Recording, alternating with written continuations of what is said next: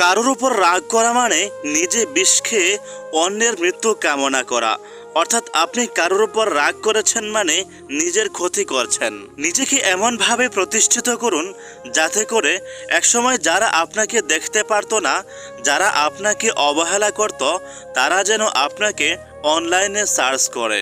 স্বার্থপর মানুষেরা খুব ভালো করেই জানে যে কখন কাকে ইগনোর করতে হবে আর কখন কাকে গুরুত্ব দিতে হবে। যারা নিজের খারাপ সময় পার করে এসেছে তারা কখনো অন্যের খারাপ চাইবে না। খারাপ তো তারাই চাইবে যারা কখনো খারাপ পরিস্থিতিতে পড়েনি। ভালোবাসার মানুষের সামনে যদি সবসময় নিচু হয়ে থাকতে হয় তাহলে থাকো, অসুবিধা নেই। কিন্তু সবসময় যদি তোমাকেই নিচু হয়ে থাকতে হয় তাহলে বুঝবেন যে সে আপনাকে ভালোবাসে না। সে আপনাকে তার প্রিয় মানুষ বানাতে চায় না, সে আপনাকে তার গোলাম বানাতে চায়। সুতরাং এমন হলে তার কাছ থেকে দূরে চলে আসুন। আগে বড়দেরকে ভয় পেতাম, কারণ তাদেরকে সম্মান এবং শ্রদ্ধা করতে হয়।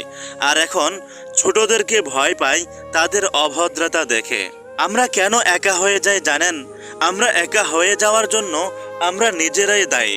কারণ যারা আমাদেরকে নিয়ে একসাথে থাকতে চায় আমরা তাদের বিরুদ্ধে উঠে পড়ে লেগে যাই, তাদেরকে দেখতে পারি না, তাদেরকে আমরা হিংসা করি।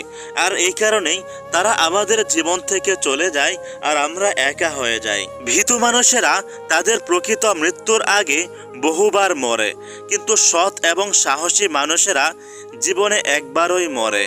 মানুষের বদলে যাওয়াটা সবাই দেখে, কিন্তু মানুষটি কেন বদলে গেছে এটা কেউ দেখে না, আর এটা না জেনেই সমালোচনা করে। এই পৃথিবীতে এমন কিছু মানুষ আছে এদের বেশি ক্ষমতা নেই, কিন্তু এদের বুক ভরা অনেক বেশি স্বপ্ন আছে। আর এরা কারা জানেন? এরা হলো মধ্যবিত্ত। মানুষের জীবনের প্রথম ভালোবাসা মানুষকে অনেক কিছু শেখায়। লুকিয়ে লুকিয়ে কান্না করতে শেখায়, কাউকে নেশা করতে শেখায়, কাউকে মোবাইল চালাতে শেখায়, অর্থাৎ তাকে মোবাইলে কথা বলতে শেখায়। যে মানুষটা কখনো মোবাইলে কথা বলতে পারতো না সেই মানুষটা মোবাইলে এমনভাবে কথা বলতে শিখে যায় যা সে কখনো কল্পনাও করতে পারেনি।